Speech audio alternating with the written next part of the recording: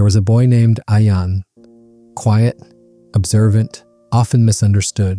He'd sit in a crowded room and feel like everyone else had some kind of secret code, like they could read each other without speaking a word. A glance, a raised eyebrow, a half smile. To Ayan, it all felt like noise, but inside he desperately wanted to understand. Why did she suddenly go cold? Was he lying when he said that? Did they actually like me? Or were they just being polite?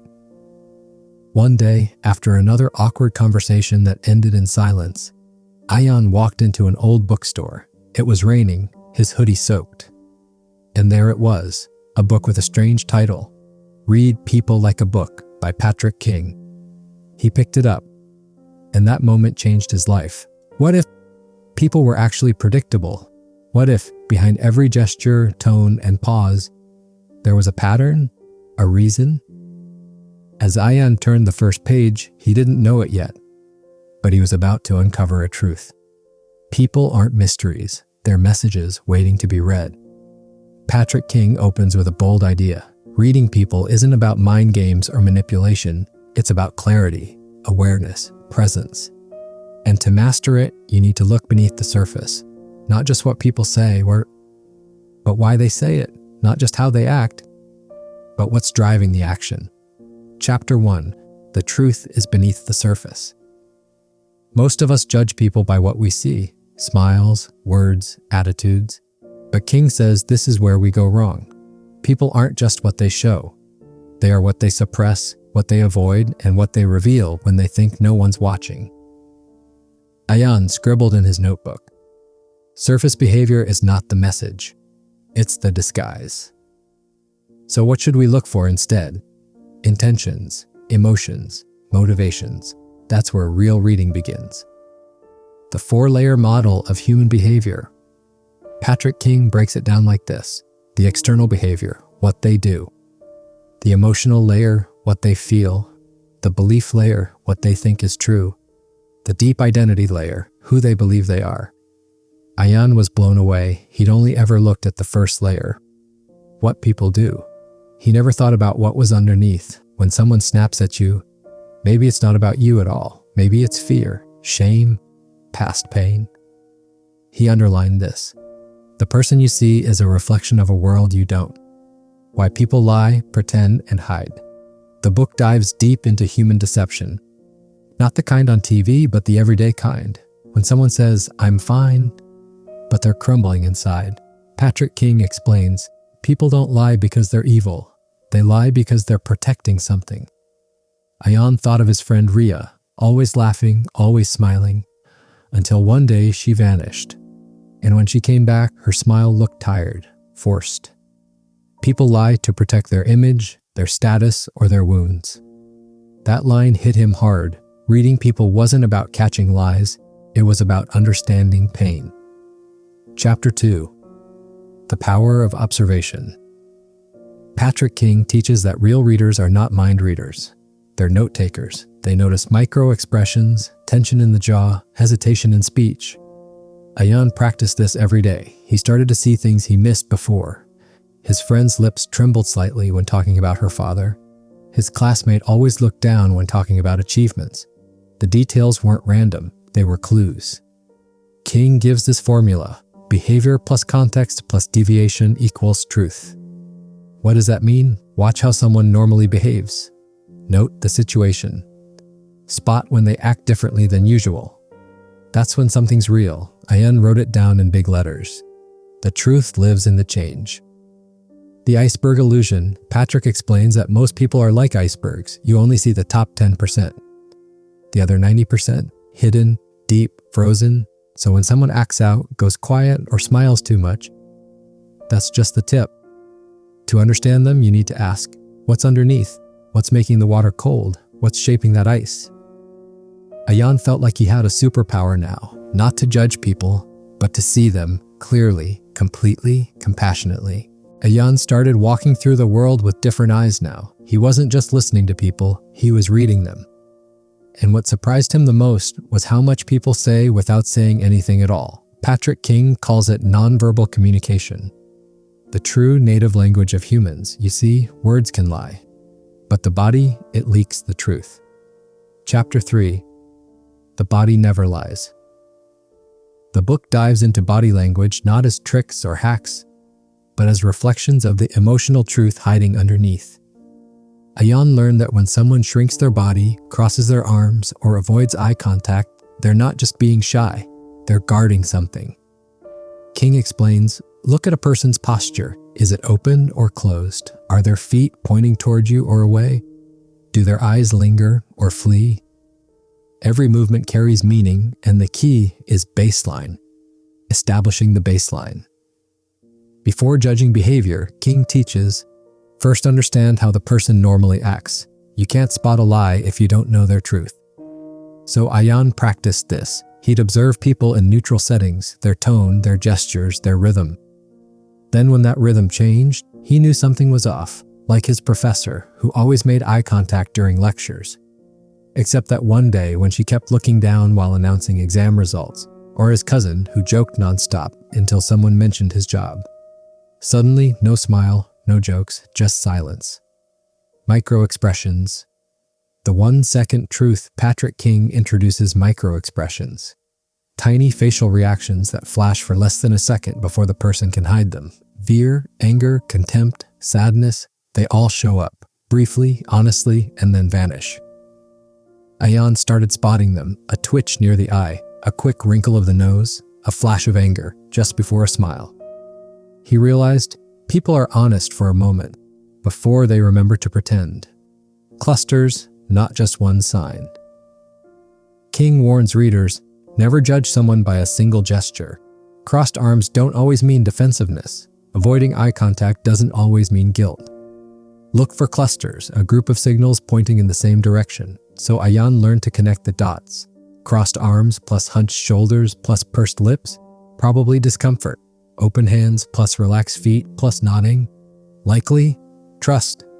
Comfort versus discomfort, the only two states. Patrick King simplifies body language into two main signals: comfort, relaxed body, leaning forward, open gestures. Discomfort, tension, distancing, fidgeting, stiffness. Forget trying to decode 100 signs. Just ask yourself, is this person at ease or not? That's the real insight. When words and body don't match, one of the most powerful lessons Ayan learned was this: if someone's words and body disagree, always trust the body. Patrick King shares this. If someone says they're happy for you, but they clench their jaw and avoid eye contact, they're not happy. They're hiding envy. Ayan remembered a friend who said, "I'm so glad you got selected." But his tone was flat. His hands were in fists. Back then, Ayan missed it. Now, he knew. Signs of manipulation. This chapter hit Ayan hard. Patrick reveals how to spot manipulative behavior. When someone tries to influence you subtly for their gain, here are the red flags. King outlines: too much flattery too quickly, guilt tripping or emotional pressure, shifting blame when things go wrong, gaslighting, making you question your own reality. Ayan saw it clearly now. A so-called friend who always made him feel wrong for setting boundaries. It wasn't just a misunderstanding, it was control, disguised as care. King teaches, people who manipulate are often charming, but their patterns are always the same. They want power over your thoughts, and the way to stop them is to notice the pattern. Step back and protect your reality. The real goal is empathy, not control. This part changed everything for Ayan. Reading people isn't about winning. It's not about becoming Sherlock Holmes or a mind game master. It's about connection, understanding, empathy. When you read someone clearly, you stop making it about you. You stop reacting from ego, and you start responding from awareness. Patrick King writes, "Reading people is not a weapon, it's a window." It had been weeks since Ayan picked up Read People like a book. But he wasn't just reading anymore. He was seeing the world differently, understanding it, seeing behind the words. And then came the chapter that truly shook him: how to detect lies without interrogation. Because truth isn't in what people say, it's in how they say it. Chapter 4. The Psychology of Deception. Patrick King begins by explaining something most people miss. People lie not because they're evil, but because they're afraid. Afraid of judgment, afraid of rejection, afraid of the consequences of telling the truth. Lies are often shields, not swords. But still, if you want to understand someone, you have to know when they're not being real, the real signs of a lie. Most people think lying means fidgeting, avoiding eye contact, or nervousness. But King crushes this myth. The truth? Some liars make extra eye contact to appear honest. Some are calm, confident, they've practiced it. So what's the real giveaway? Inconsistency, inconsistent stories, inconsistent emotions, inconsistent timing. If someone says they're sad, but smiles, if their voice trembles, but they're talking about a victory, that's a signal, not of guilt, but of something not matching. Too much detail, too little emotion. One of King's sharpest tools for lie detection: watch out for overcompensation. Liars often give too many details. Why? Because they're trying to sound believable. They add irrelevant facts to distract you. Ayan remembered a guy who once told him a story about why he missed a meetup. He described the traffic lights, the temperature, the color of the bus, everything except how he felt. That's the clue. Truthful people speak with emotion. Liars hide behind facts, delayed answers, and rehearsed responses. Patrick King reveals another powerful trick. Pay attention to how fast someone answers. Too slow? They're constructing a lie. Too fast? And it feels rehearsed? That might be preloaded manipulation. Real responses have pauses, emotions, imperfections. So Ayan started listening for those glitches. Not what people said, but how real it felt. Deflecting and redirecting. Another chapter showed Ayan this. Liars don't just lie. They change the subject. They flip the spotlight. King calls this deflection. For example, Ayan, where were you yesterday? Friend, why do you always assume the worst about me? Instead of answering, they redirect the question. Now you're on the defensive. That's not conversation, that's control. How truth sounds. One of the book's most eye-opening sections was about verbal truth patterns. Patrick King outlines them. Honest people correct themselves. They pause to remember. They admit when they don't know. They might laugh nervously, but they won't over-explain. Lies feel tight, clean, over-rehearsed. Truth feels loose, messy, human. That realization hit Ayan hard, because for years, he thought being smooth was the same as being sincere. But the book taught him realness is not always polished, and that's what makes it trustworthy. Comfort versus conviction. King explains another trick. Some people sound confident, but it's false conviction. They speak loudly, with certainty. But if you ask follow-ups, they collapse. They get angry, defensive. That's not conviction, that's a mask. Ayan started testing this gently, asking simple, clarifying questions. And when people lashed out instead of answering, he saw through them. The power of silence. One of the most powerful techniques Patrick King teaches? Silence. Liars hate silence. It pressures them, it forces them to speak more. And that's when mistakes happen. So Ayan began using pauses, not aggressively, just calmly. And in that quiet, truth often rushed to fill the space. Don't accuse, observe, King warns. Reading people isn't about calling them out. It's about understanding them better. Never accuse, just observe patterns. If someone lies often, they're protecting something. If they manipulate, they're afraid of being powerless. Empathy isn't about excusing behavior, it's about seeing the why behind it. Ayan was walking home one evening thinking about how he used to miss so much. People weren't puzzles. They were languages, silent, subtle, emotional. The next chapter opened his eyes even more. Reading people wasn't just about catching lies, it was about catching feelings that were never spoken. Chapter 5. Emotional communication is everything. Patrick King begins by flipping a common belief. People don't communicate to inform you, they communicate to influence you. That line hit Ayan like a lightning bolt. He had always listened for what people said, but now he started listening for why they said it. Every sentence, every pause carried a motive, not always negative, just emotional. The unspoken messages. King explains that humans are emotional creatures pretending to be rational. So when we speak, we're not just transferring data, we're sharing how we want to be seen, what we fear, what we desire. Think of a simple sentence like, "I'm fine." On the surface, it means nothing's wrong. But the tone, the pause, the look away might scream the opposite. Ayan remembered his sister saying that once, after a fight. Before, he would have walked away. Now, he stayed, because the emotion didn't match the words. Emotional honesty versus emotional control. Patrick King explains that people fall into two categories: those who express emotion naturally, those who control it carefully. Neither is wrong, but both reveal truths. The expressive ones, they show fear, joy, sadness easily. But the controlled ones, they choose their words like tools. Ayan started watching both types. One wasn't more honest than the other. But the misalignment between emotion and expression always told a story. The role of the eyes in Face King writes about the face being the main stage of emotional leakage. The microexpressions, those tiny facial changes lasting less than a second, are windows into real emotion, a flash of contempt, a twitch of anger, a sudden smile that vanishes. You won't always see them, but once you start noticing, you can't stop. Ayan practiced by watching interviews. He paused YouTube videos to spot flashes of sadness or doubt in faces that were smiling seconds earlier. Tone greater than words. One of the most powerful takeaways from this chapter: tone betrays emotion, words disguise it. Patrick King urges readers to stop trusting what's said and start hearing how it's said. If someone says, "I don't care," but their tone is tight, they do care. If someone says, "It's not a big deal," but their voice drops to a whisper, it is a big deal. Tone carries the heart. Words carry the armor. Energy doesn't lie. King introduces the idea of emotional energy, the overall vibe someone gives off. It's not mysticism. It's about consistency between posture, tone, expression, and rhythm.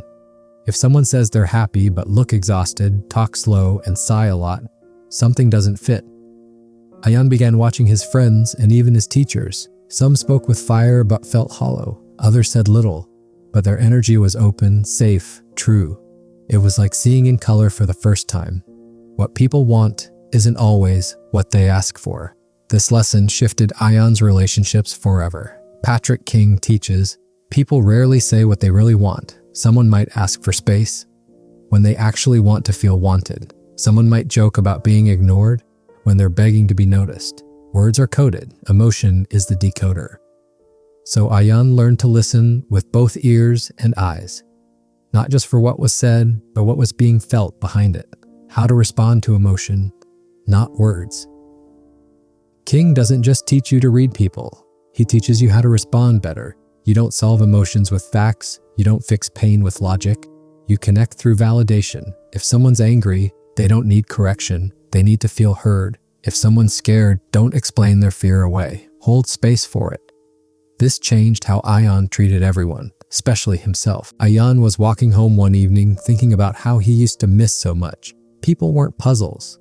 They were languages, silent, subtle, emotional. The next chapter opened his eyes even more. Reading people wasn't just about catching lies, it was about catching feelings that were never spoken. Chapter 5. Emotional communication is everything. Patrick King begins by flipping a common belief. People don't communicate to inform you, they communicate to influence you. That line hit Ayan like a lightning bolt. He had always listened for what people said, but now he started listening for why they said it. Every sentence, every pause carried a motive, not always negative, just emotional. The unspoken messages. King explains that humans are emotional creatures pretending to be rational. So when we speak, we're not just transferring data, we're sharing how we want to be seen, what we fear, what we desire. Think of a simple sentence like, "I'm fine." On the surface, it means nothing's wrong. But the tone, the pause, the look away might scream the opposite. Ayan remembered his sister saying that once, after a fight. Before, he would have walked away. Now, he stayed, because the emotion didn't match the words. Emotional honesty versus emotional control. Patrick King explains that people fall into two categories: those who express emotion naturally, Those who control it carefully, neither is wrong, but both reveal truths. The expressive ones, they show fear, joy, sadness easily. But the controlled ones, they choose their words like tools. Ayan started watching both types. One wasn't more honest than the other. But the misalignment between emotion and expression always told a story. The role of the eyes in Face King writes about the face being the main stage of emotional leakage. The micro-expressions, those tiny facial changes lasting less than a second, are windows into real emotion, a flash of contempt, a twitch of anger, a sudden smile that vanishes. You won't always see them, but once you start noticing, you can't stop. Ayan practiced by watching interviews. He paused YouTube videos to spot flashes of sadness or doubt in faces that were smiling seconds earlier. Tone greater than words. One of the most powerful takeaways from this chapter: tone betrays emotion, words disguise it. Patrick King urges readers to stop trusting what's said and start hearing how it's said. If someone says, "I don't care," but their tone is tight, they do care. If someone says, "It's not a big deal," but their voice drops to a whisper, it is a big deal. Tone carries the heart. Words carry the armor. Energy doesn't lie. King introduces the idea of emotional energy, the overall vibe someone gives off. It's not mysticism. It's about consistency between posture, tone, expression, and rhythm. If someone says they're happy but look exhausted, talk slow, and sigh a lot, something doesn't fit. Ayan began watching his friends and even his teachers. Some spoke with fire but felt hollow. Others said little, but their energy was open, safe, true. It was like seeing in color for the first time. What people want isn't always what they ask for. This lesson shifted Ayan's relationships forever. Patrick King teaches, people rarely say what they really want. Someone might ask for space when they actually want to feel wanted. Someone might joke about being ignored when they're begging to be noticed. Words are coded. Emotion is the decoder. So Ayan learned to listen with both ears and eyes, not just for what was said, but what was being felt behind it. How to respond to emotion, not words. King doesn't just teach you to read people. He teaches you how to respond better. You don't solve emotions with facts. You don't fix pain with logic. You connect through validation. If someone's angry, they don't need correction. They need to feel heard. If someone's scared, don't explain their fear away. Hold space for it. This changed how Ayan treated everyone, especially himself. By now, Ayan didn't just see people. He felt them. He no longer listened to words. He listened to motives. One question kept echoing in his mind. Why do people do what they do? He turned the page, and the next chapter didn't disappoint. Chapter 6. Understanding the why. Patrick King pulls back the curtain. He says, behavior is the last step in a chain. Before someone acts, they feel. Before they feel, they believe. Before they believe, there's a need. Ayan realized he'd been trying to read the last page of a book without knowing the story before it. If someone yells, avoids, flirts, or lies, there's a reason, a need, a fear, a drive. King writes, if you want to truly read people, don't look at their behavior. Look at what that behavior is trying to protect or achieve. That changed everything. The hidden drivers of behavior. Patrick King lays out some core human needs behind most behaviors: approval, control, safety, belonging, validation, status, freedom. It's not about what people say they want, it's what they really need that shapes them. Ayan started watching how people moved in groups. Some always joked, they needed attention. Some stayed quiet, they feared rejection. Some acted superior. They feared being seen as small. It wasn't manipulation, it was clarity. The patterns we repeat, King explains that people act in patterns, habits, reactions, beliefs we repeat, not because they make sense, but because they're familiar. Ayan saw it in his own life. Every time someone got too close, he pushed them away. Why? Because closeness meant vulnerability. And vulnerability once led to pain. He didn't even realize it until this book made him look. People weren't random. They were predictable stories playing out again and again. Values shape everything. Patrick King emphasizes something powerful. To understand a person, know what they value. Because what someone values guides everything they say and do. Someone who values honesty will confess quickly. Someone who values control will avoid surprises. Someone who values connection will hate silence. Ayan started asking subtle questions. What do you respect most in others? What makes you feel powerful? He was stunned. In just a few answers, he saw what drove a person's world. King was right. People are shaped not by facts, but by values. The danger of projection. This part hit Ayan hard. King warns about projection, where we assume others think or feel like we do. We think, he must be ignoring me because I'd do that if I was mad. She's smiling, so she must be happy. But that's our lens, not theirs. Projection blinds us. It makes us fill in blanks with our own script. Ayan realized how often he got people wrong. Not because they were confusing, but because he filled in their thoughts with his own. King's advice? Pause, observe, ask, don't assume. How childhood shapes adult behavior. Then came a deeper truth. King explains how many adult behaviors are echoes of childhood. The perfectionist, likely raised with pressure. The avoidant, maybe abandoned or neglected. The people pleaser, rewarded for obedience, not honesty. Ayan saw it clearly in his best friend, always trying to fix things, always avoiding conflict. He used to think it was just his friend's personality.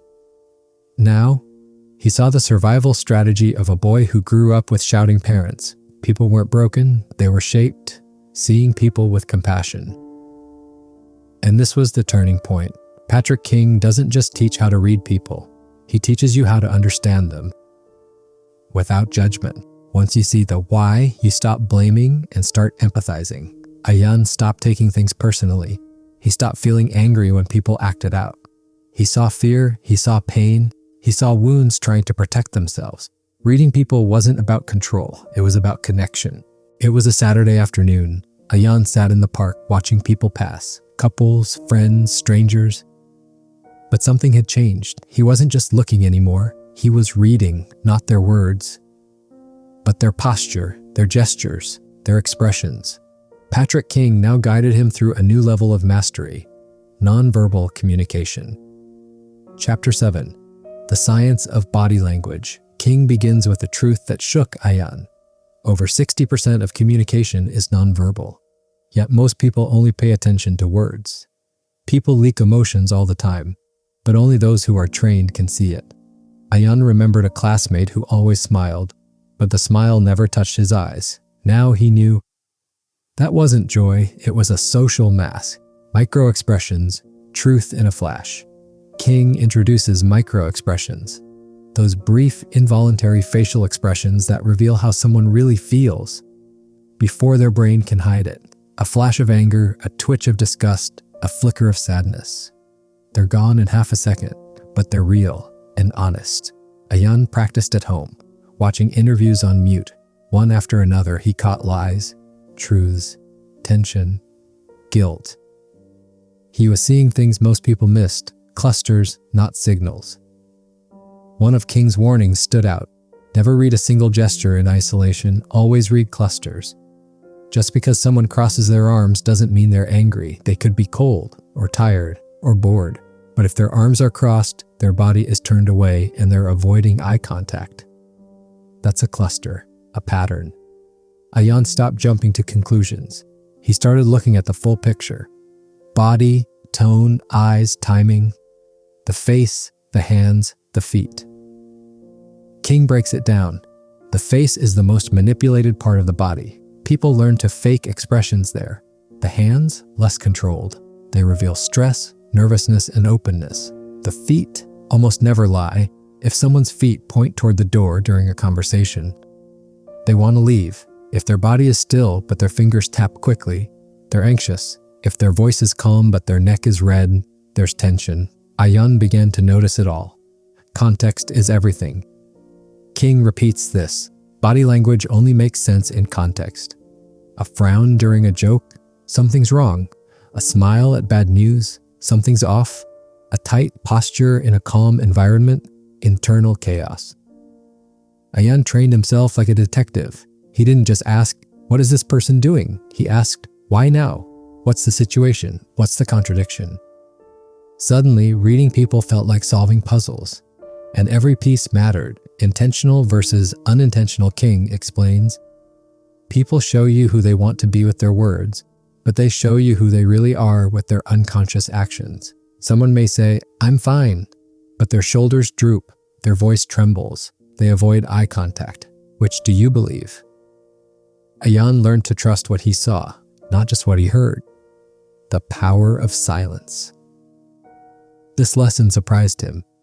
Silence isn't the absence of communication, it's one of the most powerful tools you can use. Ayan remembered an argument where he stayed silent. The other person filled the space, revealing more than they meant to. King taught that silence creates discomfort, and in that discomfort, truth leaks out. You don't need to speak all the time to read someone, you just need to listen with your eyes. The more Ayan observed people, the more he realized most weren't lying to him, they were lying to themselves. And now, Patrick King opened a powerful chapter on intentions, why people say what they say and why they don't always know their real motives. Ayan braced himself. This wasn't just about others anymore, this was about looking in the mirror. Chapter 8. What People Really Mean. King reveals a critical truth. People rarely say what they mean, but they always say what they're motivated to say. A simple compliment might hide a need for approval. A harsh criticism might be a projection of insecurity. A joke could be armor. A confession could be a manipulation. Ayan remembered times he laughed when he was sad, times he agreed just to avoid conflict, times he pretended not to care. He saw it now. Words are tools.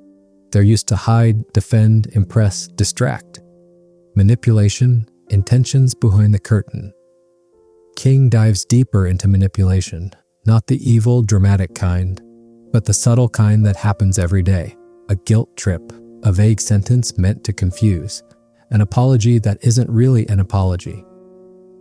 "I'm sorry you feel that way." Ayan heard it in school. He'd said it himself. Now he knew. It's not ownership. It's deflection. King teaches to always ask, what is this person trying to achieve by saying this? That question changed everything. The framework of human motivation. King explains that beneath every behavior is a core motivation. People act from fear, guilt, shame, desire, insecurity, love, ego.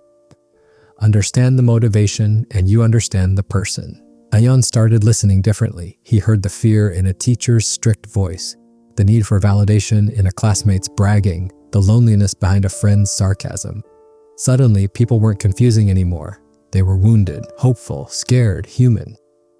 The questions that reveal the truth. King gives tools that Ayan wrote in bold. What are they afraid of? What are they protecting? What do they want me to believe about them? What would they never admit out loud? When someone acted arrogant, Ayan saw their fear of irrelevance. When someone went quiet, he wondered what pain they were burying. When someone blamed others, he looked for shame. It wasn't judgment, it was empathy, and that made him powerful. The difference between intent and impact. One day, Ayan got into an argument. He said something that hurt someone. They got angry. He replied, "But that's not what I meant." Then King's words echoed. Intent doesn't erase impact.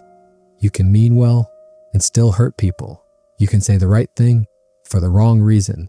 Reading people means reading yourself too. Understanding others means taking responsibility for what you bring to the moment. Chapter 9. The Power of Emotional Depth. King moves into emotional intelligence. People who don't understand their own emotions can never truly read others. Ayan began asking himself hard questions. Why did I feel jealous? Why did I shut down just now? Why do I need them to like me? And as he got honest, he became free. That's what King teaches. Reading others is powerful. But reading yourself, that's transformational. By now, Ayan wasn't the same boy who picked up that book out of curiosity. He had changed. Quietly, deeply. He no longer listened to words alone. He listened to everything else. The silences, the micro-expressions, the weight behind a sentence, the intention behind a glance. He had finally learned to read people like a book. Chapter 10. Spotting Lies and Deception. Patrick King now turns the light toward one of the most sought-after skills, spotting deception. But he makes one thing clear: lying isn't always dramatic. It's not always with a smirk or a shift in the eyes. Often, it's silence, it's dodging, it's leaving out what matters. King explains, liars avoid specifics. They answer questions that weren't asked. They try to convince, not convey. Ayan practiced. He watched how people gave too many details, how they paused before simple answers, how their body language didn't match their words. He learned about the 4 markers of deception: verbal leaks, overcompensation, incongruence between words and tone, avoidance of responsibility, not to catch people, but to protect himself. Truth isn't just said, truth is felt. The final shift, presence. And then came the final lesson, the one Ayan didn't expect. King said, "The more present you are, the clearer people become." It wasn't about tricks anymore. It was about being fully here, aware, listening, unfiltered. Ayan understood now. Reading people wasn't about judging them. It was about seeing them, without filters, without projection, without the need to control. He no longer rushed to respond. He observed. He no longer feared silence. He used it. He no longer needed to prove himself. He understood others so clearly that he no longer needed to defend his own value. The power within. As Ayan closed the book, he realized he hadn't just learned a skill. He had unlocked a new level of human connection. Because the ultimate truth Patrick King teaches is this: reading people is not manipulation. It's the beginning of understanding. And with understanding comes power. Not the power to control others, but the power to walk through the world with calm, clarity, and confidence. Ayan now walked into rooms differently. He didn't try to be liked. He simply saw. And in a world full of noise, that's rare, that's powerful. That's how you read people like a book.